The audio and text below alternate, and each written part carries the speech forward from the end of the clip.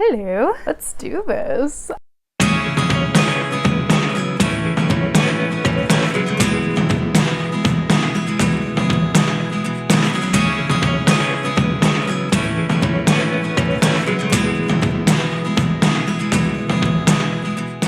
Hello, good morning or good evening whenever you are watching this. I hope you are doing well. My name is Catherine, and today we're doing a little mid-year wrap-up, mid-year book freakout tag, mid-year let's talk about what I've been reading, where I've been at, what's been happening. I feel like this has been a really interesting reading year for me, for sure. I've been doing a lot of like no TBR, just vibes, like picking up what comes in from the library, trying to get through my physical TBR, but like we all know, like that's going to take 5,000 years and is an endless task. And I will just continue to push that boulder up and then be taken right back down, if you know what I mean. That's where we're at. I've had some really like standout books. Overall, like the majority of the books that I've read, I'm like, these are fine. Haven't like evoked huge emotions. I do have a good, like a little chunk where I'm like, I've loved these. And then I have actually been pretty good at DNFing books this year, which is crazy. I think I've actually DNF'd like a total of like 3 or 4 whole books, which is wild. You're like, that's not that many, but like that's a lot for me. As someone who like really knows her reading taste for the most part, I tend to not pick up books that I know I'm not gonna like. So like that does kind of indicate to me that I've been either venturing out on some of the books that I like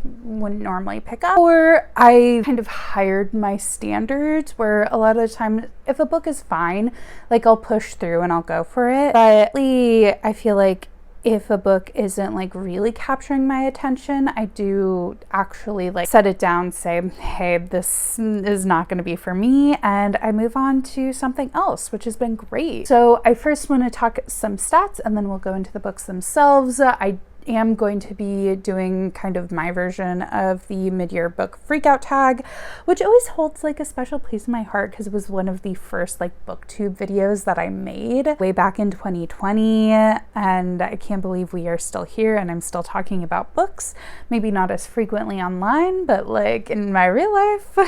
That's what I do. So this is going to be everything from January 1st to June 30th. We are into July already, but we'll talk about those at a later date, maybe, perhaps, who knows, you know? So as of June 30th, I have read 98 books, which is an insane amount. Last year, I did read 198 books total. I'm not gonna push myself to try and read 200 books this year, but like if I hit 200, that would actually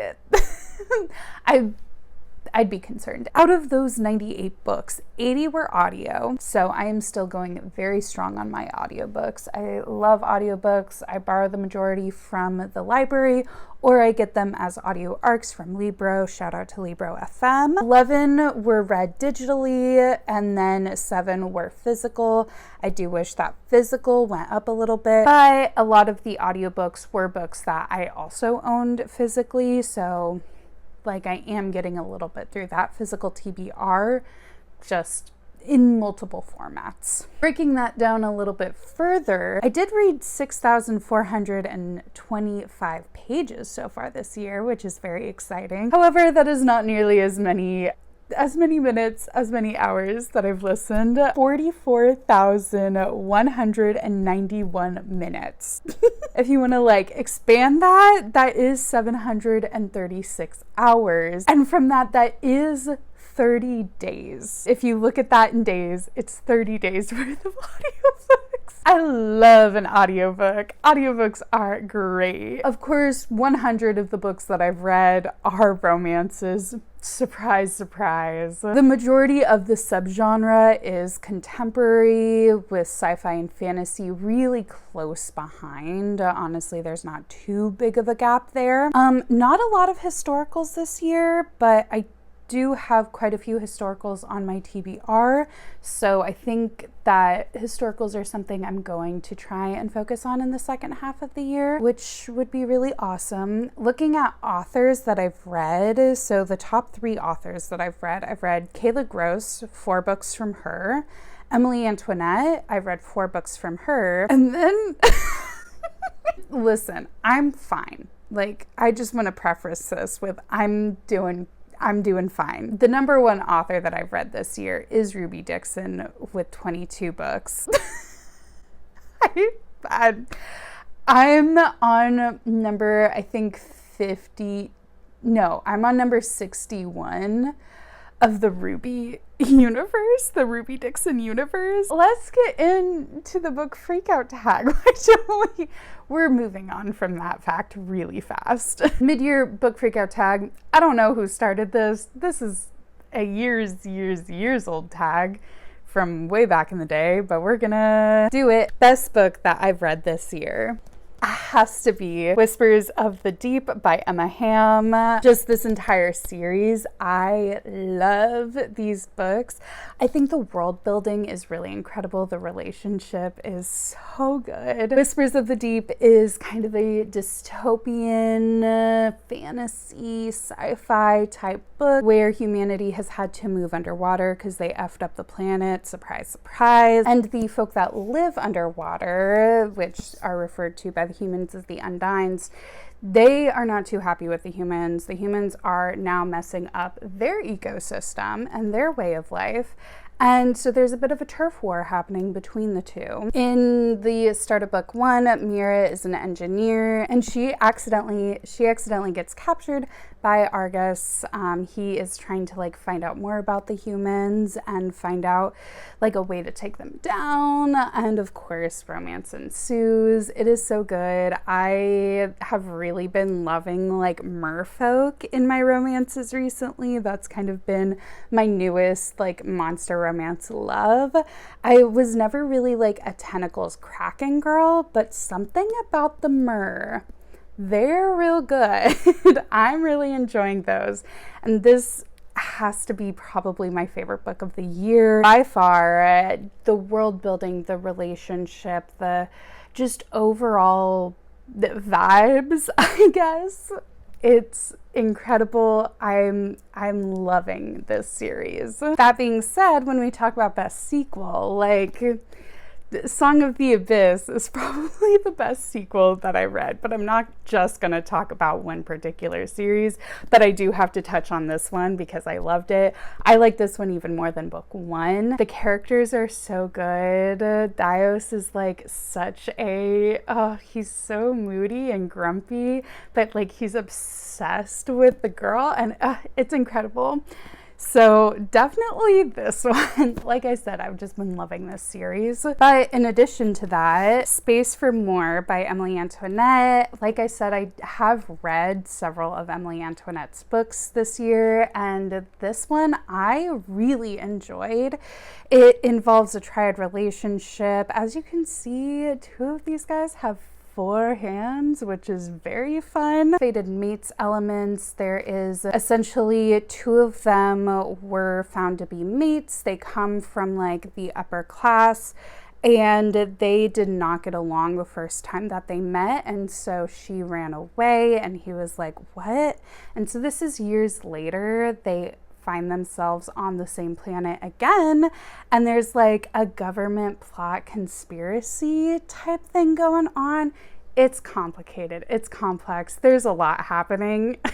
But Dr. Eden Moore, who's a human, she gets brought to this planet to like try and investigate under false pretenses. It's a whole thing.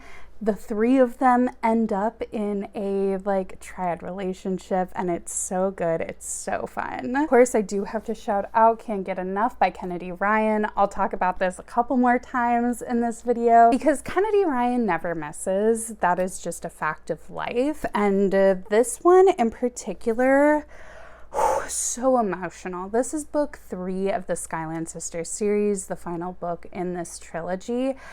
And Hendrix is a girl after my own heart. She is a boss woman who knows what she wants. She goes after it. And Maverick is like the man of your dreams. He's rich. He's so sweet. He's obsessed with Hendrix.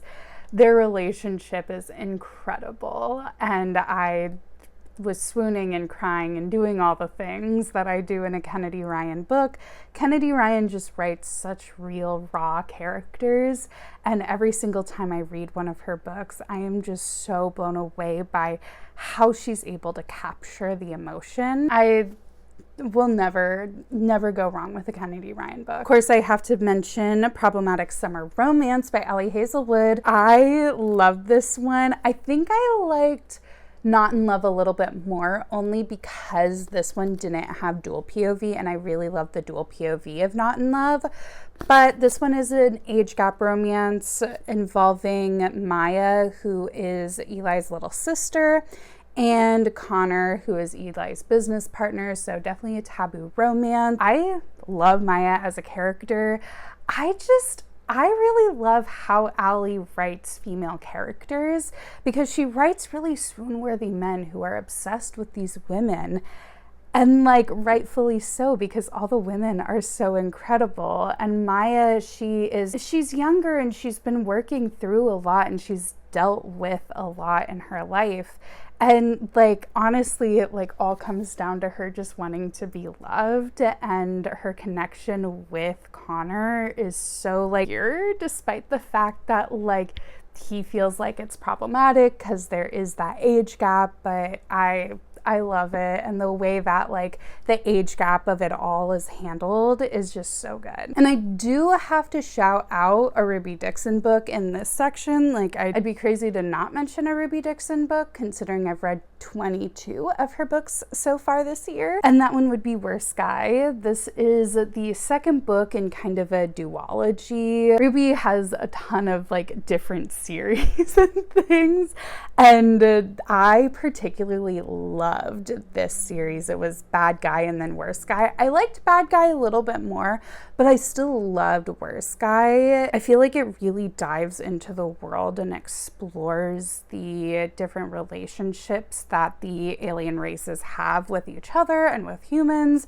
and how like kind of messed up this universe is, while still having like a really good relationship and romance built into that, and I really loved that one. Okay, next is new releases you haven't read yet but need to. I have a small stack. I mean, there's so many, but I have a small stack. I have a small stack of ARCs that I received, and I'm always so grateful whenever I get an ARC of a book. I get a lot through work, and then I do get sent some personally, and every single time I'm like, what is my life? This is amazing. I love this.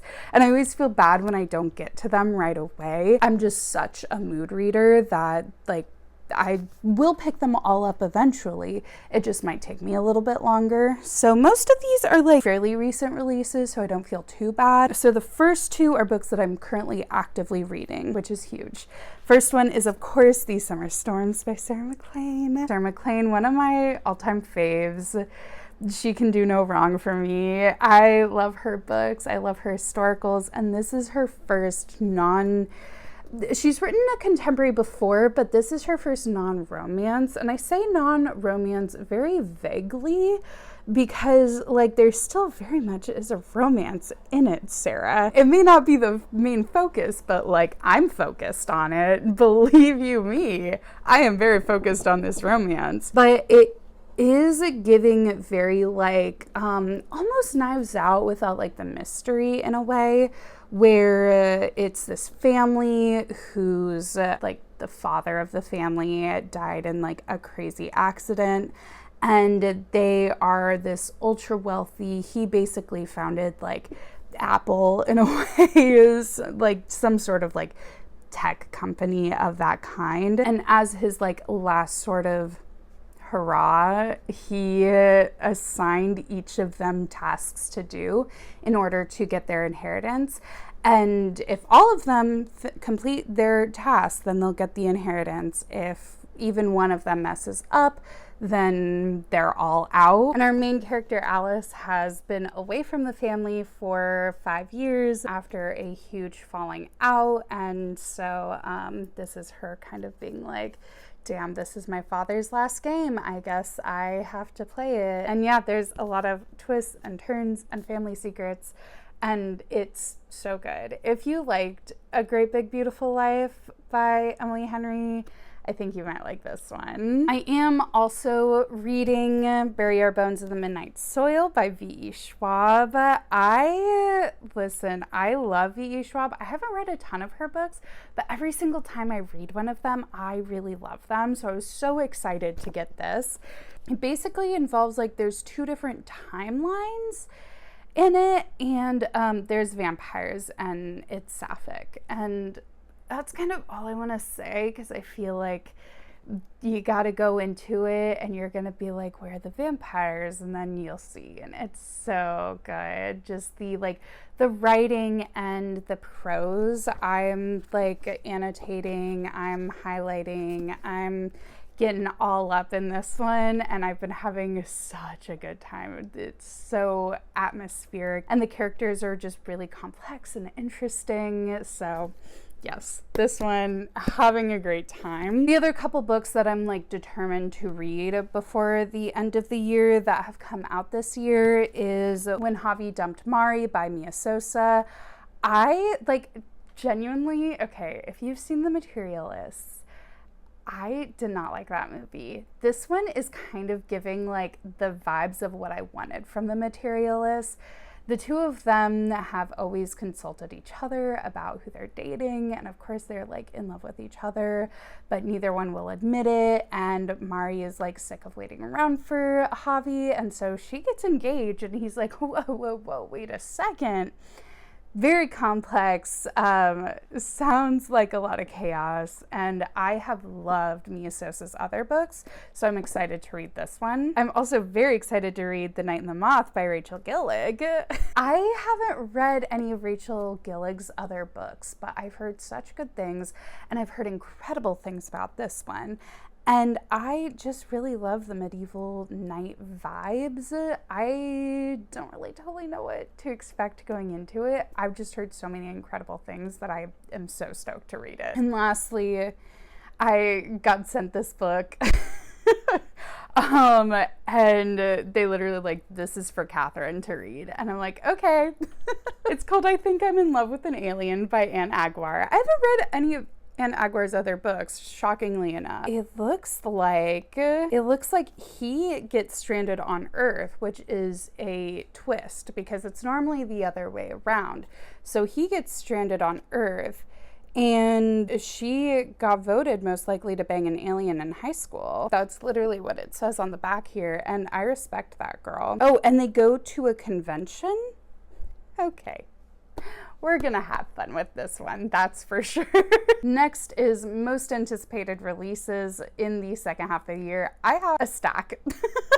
Again, I'm sorry, I'm a slow reader and I'm a mood reader, but like let's just kind of rapid fire go through these. These are in no particular order, literally just how I pulled them off of the shelf. So firstly, The Gilded Heiress by Joanna Shupe. This is like an Anastasia Gilded Age retelling. Sounds fun. I love Joanna Shupe. Very excited for this.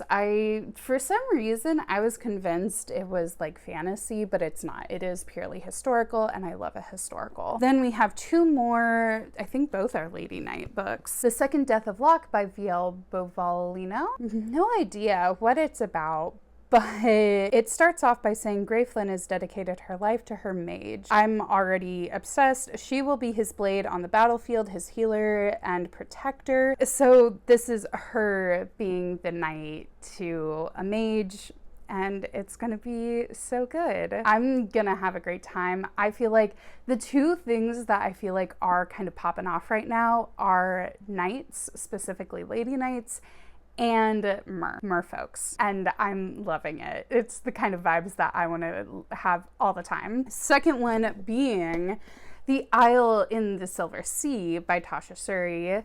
This one, I believe, comes out, it doesn't say when it comes out. This one comes out in October. And do I know what it's about? Nope. Do I know it's sapphic and involves knights? Yeah. I'm gonna have a great time reading it. And just like look at the cover. These types of covers, I need people to step up their game, because this and the last one, I'm obsessed. Speaking of merfolk and great covers, female fantasy, I am so excited to read this book. All's fair in love and lore. Our main character, Junie, is a copywriter by day and a fanfic author by night. As unhinged as it is brilliant, female fantasy is both a self-aware dive into the concept of genre and a wild, steamy romp. Most of all, though, it's a heartfelt love letter to romance readers everywhere, which is me. This one comes out in October as well, and it is from the brand new imprint Cosmo Reads. I have a feeling they're going to be coming out with some really great ones. This one to start off with. And I think I'm really hoping the final copy is a step back, because that's what this design seems like. So fingers crossed they actually do a step back. Good Spirits by BK Borison also comes out in October. I love anything BK puts out, and it's ghosts. It seems very sweet. It's gonna be a great rom-com, and I'm very excited. Despite the fact that it's 5 million degrees here, I need to read something nice and Christmassy and cool. I love Julie Berry's other book, A Lovely War. She writes really interesting Greek mythology mixed into a historical romance. This one involves Jack the Ripper and Medusa, and brings them together in a clash of the titans fueled by centuries of men's violence against women that erupts in the powder keg of New York's steamy Bowery. Already, I know the vibes are going to be vibing with this, and I'm so excited. It's YA, but I feel like a lot of her books are YA, but a little bit more mature. So for upper YA. This next one got pitched to me at an event that I went to and was not on my radar at all, and now I'm so excited to read it. It is Moderation by Elaine Castillo. Moderation imagines the future of big tech and its world-building ambitions, but at the heart, this bold, inventive novel is a love story, a romance of repressed longing, class conflicts, and unruly desires. Most of all, Moderation shows us that love is world-building, that the most transformative, futuristic, immersive stories of all is one that speaks to our ancient hopes. That harm can be met with repair, that grief can be met with succor, and that two people from entirely different universes can save each other and perhaps the world. I'm so excited to read this one. I've already been seeing some buzz about it, and also I'm obsessed with the cover. It's just so good. So I will definitely I'll be diving into this real soon. I'm very excited. And that comes out in August. Also coming out in August is Catabasis. Listen, I know.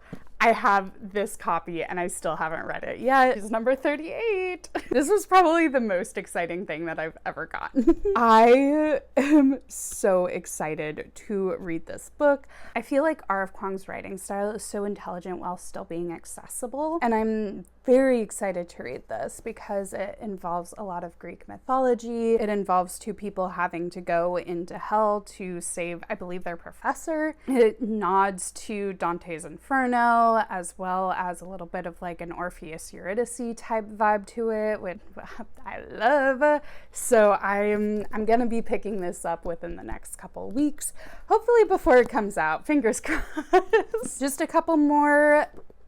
A Tale of Mirth and Magic. I just look at the cover and I'm gonna like this. It looks cozy, it looks vibey. This one also comes out in August. August is gonna go crazy in terms of releases, because also in August is Rom-Kong by Olivia Dade. Again, super fun. I love Olivia Dade and I love her writing, so I'm excited to read this one. I have so many more that I don't even own yet.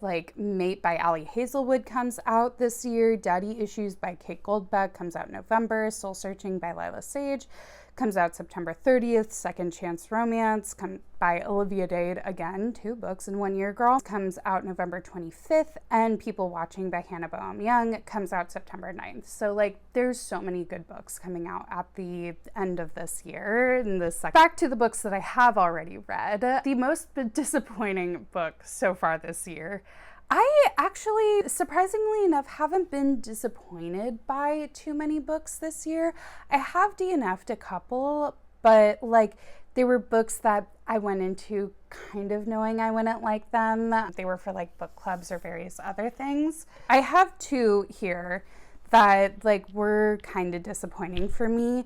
The first was Promises and Pomegranates. I love a like mythology retelling. Didn't realize how dark how dark these ones would be. It is a mafia romance for sure. And the first one, I was like, this is insane at the beginning. And then like the second half, I was like, okay. And I like did end up finishing it. And then I did DNF the second one because it just got too insane for me. And I am going to be unhauling this because I just like, it was not sparking joy for me. I was not vibing with it. I wasn't really liking the writing or the characters at all, which is disappointing because I love a Hades and Persephone retelling. But unfortunately, this one did not hit.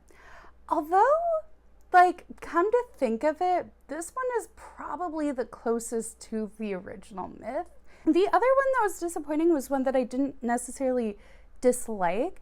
I just was expecting a little bit something else, and that was Swordcross by Freya Marsk. I really liked the book. I really enjoyed the characters and the relationship and everything. This is pitched as a fantasy, and it does take place in a different world per se, but the different world is essentially just Victorian London, and there's no magic really to speak. So I felt like the world and the magic and the fantasy of it all was kind of lost, and it could have just been a historical, which I feel like would have been fine. So that was a little bit disappointing. Again, I really loved the book, and when I would just kind of be like, yeah, it's a historical, then it was fine. And then we have biggest surprises. I have like 3 of those, just ones that I wasn't expecting to like as much as I did. First being Behooved by M. Stevens. I love this one. Listen, give me a reluctant allies arranged marriage where she accidentally puts a curse on him, where he turns into a horse by day and is a prince by night, and I'm gonna eat that up. Is that also the plot of My Lady Jane? Absolutely, and I loved both. Genuinely, I had such a good time. I loved the world. I loved the relationship in this one. I thought it would be fun and silly, which it was, but also it was really well written, which shouldn't be a surprise, but you know what, sometimes it is. Similarly was Wooing the Witch Queen by Stephanie Burgess. This one also very just fun vibes. I loved the characters in this one. It's, you know, he's very soft and she's very insane. Not as insane as I think the second one is going to be, but I really love the world. I really love the magic. I think the political intrigue in this one is really fun, and a little bit of like, I didn't know we were enemies to lovers, which is a fun little concept. So I really enjoyed this one. And finally, a big surprise for me was Blood Orange by Karina Hawley. I hadn't read any of Karina Hawley's books so far, and I wasn't too sure if I was going to like this one. And I was obsessed with the first book. The second book was okay, but the first one, it's a like vampire Dracula type of book. She's kind of undercover to try and like get rid of Dracula, and then they end up falling in love, and it is so good. And I loved the book. The ending of book 1 was like the wildest thing that I had read. I was not expecting it at all, and I had a great time. Yeah, definitely was surprised by how much I love that one. Favorite new authors this year, I haven't really been reading a lot of like new to me authors. I've been trying to like catch up on a lot of backlists and things. I did really enjoy Ellie Eldridge. Their books, they have like a series of novellas called the Trapped with a Monster series, and they were really fun. There's like 3 novellas. This is a bind up of all 3. And it is such a good time. And again, one that I wasn't really expecting to like as much as I did. But I loved it. I thought they were so fun. I really love Lexi's writing. I'm excited they just came out with one that's like, she's like a gamer, a streamer. And so I'm excited to read that one as well. And then of course I have to say Whispers of the Deep, Emma Hamm. Emma Hamm is a new to me author, and she's become like an auto-buy type author for me because I've just been obsessed with her writing, and I'm so excited she just came out with like a troll one, which looks so good and I cannot wait to read it. Newest favorite character, newest fictional crush. I mean, like, okay, I feel like all of those are in the books that I've already talked about. I think probably the character I've like fallen in love with most this year is Dios from Songs of the Abyss. I just think he's such a like complex character, and I really loved him, and I'm obsessed with this book. This book was so good, and I need to like go through and like move my annotations from my Kindle to here because I'm in love.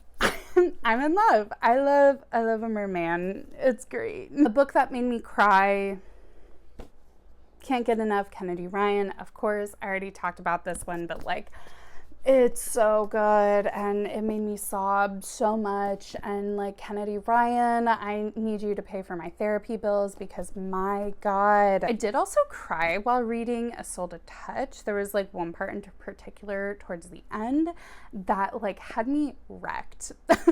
I love this book. This is the third book in the Duskwalker Bride series by Opal Rain, and if you haven't read this series yet, what are you doing? You got to get onto it because it is so good. So definitely that one. I did also cry while reading An Honored Vow. This is the fourth book in the Halfling saga by Melissa Blair. And it's the final book, and it was so like emotional, and there was just so much happening. The pacing in this one wasn't my favorite, and I felt like it was a little bit rushed, but there were certain moments and certain things that happened, as is what tends to happen at the end of epic fantasy books, that I just loved, and it made me cry, and it was a good one. I also cried in We Could Be So Good by Cat Sebastian. It's so funny because I love Cat Sebastian's books, and they're never like ones that I kind of first pick up, but every time that I do pick them up, I love them so much. So like, love that one. That one also made me cry. There was just like something about the tenderness of their relationship.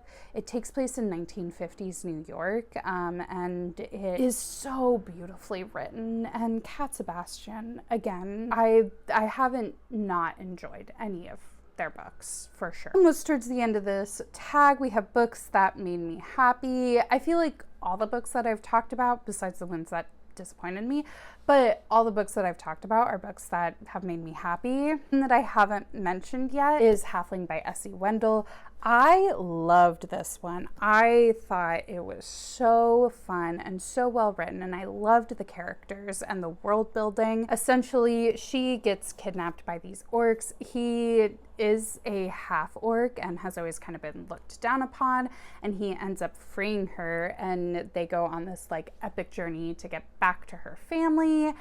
And it's a very like complex relationship, and both of them like have to have this kind of self-discovery of like, we are worth more than how we are treated, and they like find that within each other, and it is so beautiful to read about. Also, this cover, stunning, beautiful. That does bring me to the next one, which is Most Beautiful Book You've Bought This Year. I mean, this is one of them for sure. I also have to say these copies of Whispers of the Deep and Song of the Abyss from Aurora Crate are just gorgeous, so pretty. You can see the art on them is just so good, and there's art on the inside, which I just absolutely love, and art on the inside cover, and so those ones definitely are some of the most gorgeous ones. I also got two really pretty books at Monster Eroticon. This one, Alien from Nowhere by Gemma Voss. I haven't read it yet, but I literally bought this because it was sitting on her table at Monster Eroticon, and I was like, I need your book, and she was like, it's an alien and it's space pirates, and I was like, say no more. Like, you already had me sold on the cover, and then you said space pirates, and now this one I'm definitely going to be reading. I also got Yearning for Her by Tiffany Roberts from Monster Eroticon. This particular, I believe it's like a con exclusive, and it is so gorgeous. There is art on the inside, and I haven't read this one yet, but like, I'm so excited. Oh my god, wait, I didn't even see, wait, the chapter headers. Hold up, look at that. Stunning. I've read some of their other books and I loved them, so I'm very excited to read this one. I also got this new deluxe edition of The Wolf and the Woodsman by Ava Reed. This is my favorite Ava Reed book. Actually, it might be the only Ava Reed book that I've read so far. I love this book though. This was like one of my favorites of the year when I read it back in, what, 2021? This is... Look at the dust jacket. Can we just... It's gorgeous. I love this edition, and it also has really pretty end page or sprayed edges. And then I also got this copy of Bury Our Bones in the Midnight Soil. I knew I was gonna love it. So it comes in a slipcase, which already the design of this, gorgeous. The book itself, I just need us all to take a moment. These sprayed edges, are you kidding me? Like, what do you mean? On the inside, so we have artwork on the end pages and more artwork on the end pages. Take off the dust jacket. We'll come back to that one. More art, like, this is the most intricate book that I think I've gotten. This is the Fairy Loot edition, I believe. Owlcrate. This is the Owlcrate edition, which, like, I feel like they've been stepping up their game recently on special editions. And finally, I do have to show off the, like, reversible dust jacket. Is so good. Vampires, lady knights, and merfolk. That is all I ever want to read about, actually. There we go. That's that. And that's probably the most stunning book that I've gotten this year. Final question is books you need to read before the end of the year, besides all the ones that I already talked about, to which there's many. I did have a 25 and 25 books that I wanted to read in 2025. I've read one of them. I've read one of them so far this year.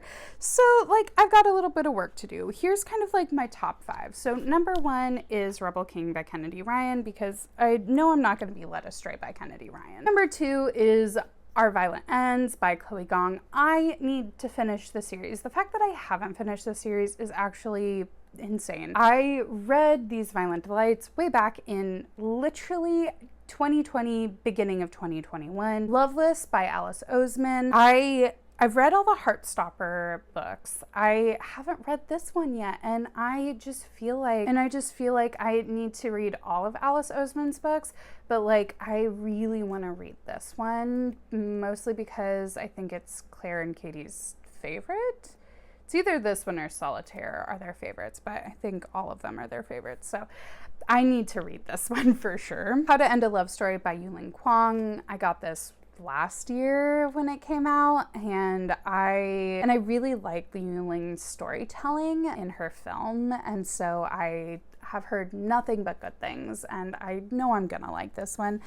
I just heard it's gonna make me sad, and that's really hard for me. And finally, like my historical, I feel like I need to cover this a little bit. I don't want my video to get flagged. Is Tender as the Storm by Joanna Lindsey. I haven't read any Joanna Lindsey. My fingers are very strategically placed right here. It doesn't technically show anything, but it's enough that I work. Yeah, I haven't read any Joanna Lindsey yet, and I really need to get on that because I own a lot of her books, because her books are gorgeous. It's like the most like classic historical bodice ripper type covers, and I need to do that. So we'll be reading that pretty soon. And that brings us to an end of this video. Thanks for listening to me yap. Please let me know what books you're looking forward to reading this year, or what some of your favorites have been that you've read this year. Always looking to add to my never-ending TBR. I hope you have a wonderful rest of your day. If you like this video, give it a thumbs up. If you want to see more videos like this, go ahead and hit subscribe. And be sure to follow me over on my other platforms because I post there